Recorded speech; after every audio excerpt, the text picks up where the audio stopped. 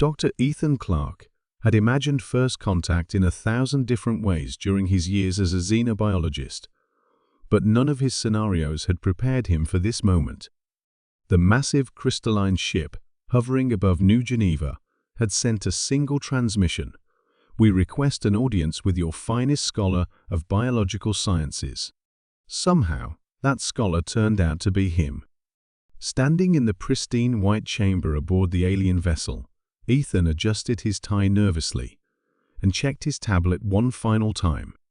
The research delegation had briefed him extensively on diplomatic protocols, but nothing could have prepared him for the sheer grandeur of the ship's interior walls that seemed to pulse with living light, corridors that defied conventional geometry, and an atmosphere that tasted of ozone and starflowers. The chamber door dissolved without warning, and Ethan found himself face to face with the most extraordinary being he had ever encountered. Queen Seraphina of the Luminari stood nearly 8 feet tall, her form humanoid yet utterly alien. Her skin possessed an opalescent quality that shifted through spectrums of blue and silver, while intricate bioluminescent patterns traced elegant lines across her features. Her hair flowed like liquid mercury, defying gravity as it moved with ethereal grace. Most striking were her eyes' vast pools of swirling galaxies that seemed to contain the wisdom of ages. "Dr. Clarke," she said, her voice like harmonious chimes that resonated directly in his mind. "Your reputation as a scholar precedes you."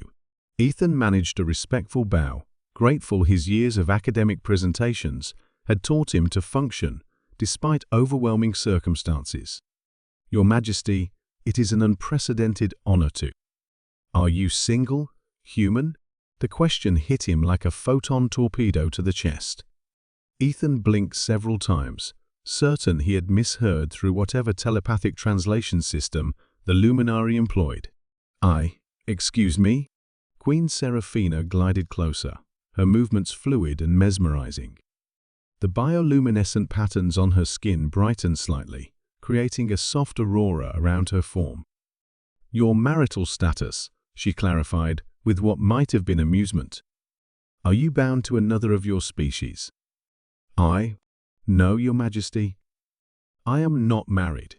Ethan felt heat rise in his cheeks, wondering if this was some bizarre alien diplomatic custom he should have researched. "Excellent," the Queen replied, and Ethan could have sworn he detected satisfaction in her tone. "This simplifies matters considerably." She gestured with one graceful hand, and the chamber walls transformed into a panoramic view of space. Stars wheeled around them in impossible configurations, and Ethan realized they were no longer in Earth's orbit. "Your Majesty," he began carefully, "while I am honored by your interest, I believe there may be some misunderstanding about why I was brought here." Queen Seraphina turned back to him, her galaxy eyes twinkling with something that looked remarkably like mischief. "On the contrary, Dr. Clarke, I understand perfectly. You see, the Luminari face a unique challenge. Our species has achieved near immortality and technological perfection, but in doing so, we have lost something precious: the capacity for emotional growth and surprise." She moved to what appeared to be a control console, though it looked more like a sculpture of living crystal. "For millennia, we have observed your species with fascination. Humans possess something we had forgotten: the ability to love deeply, to create beauty from chaos, to find hope in the darkest circumstances. Most remarkably, you do this despite your brief lifespans. And you think studying me will help you understand these qualities?" Ethan asked, beginning to see where this was leading. "Not studying," the Queen corrected, with a smile that made his heart skip. "Experiencing. The Luminari Council has decreed that I must find a way to reintroduce emotional depth to our people. After extensive observation of your species, I have concluded that the most efficient method would be a cultural exchange of the most intimate nature."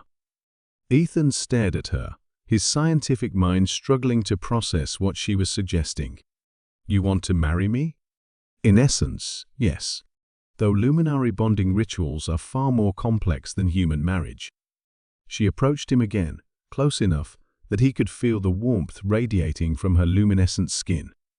You would become my consort, live among our people, and help me understand the depths of human emotion. In return, I would share with you knowledge and experiences beyond your wildest imagination. And if I refuse, Queen Seraphina's expression grew thoughtful. Then you would be returned to Earth with our gratitude for your time, and I would continue my search among your people until I find someone suitable. Ethan found himself studying her alien features, noting the subtle expressions that transcended species barriers. Despite her otherworldly nature, he could see curiosity, loneliness, and genuine hope in those cosmic eyes. "Your Majesty," he said slowly, "you do realize that human emotions aren't always pleasant. We experience anger, jealousy, grief, despair. Love itself can be painful." "I know," she replied softly. "That is what makes it so precious. We Luminari have forgotten how to feel deeply enough to risk being hurt. Without that risk, there can be no real joy, no genuine connection, no growth." She extended her hand toward him, and Ethan could see constellations reflected in her palm. "I offer you a choice, Dr. Ethan Clarke.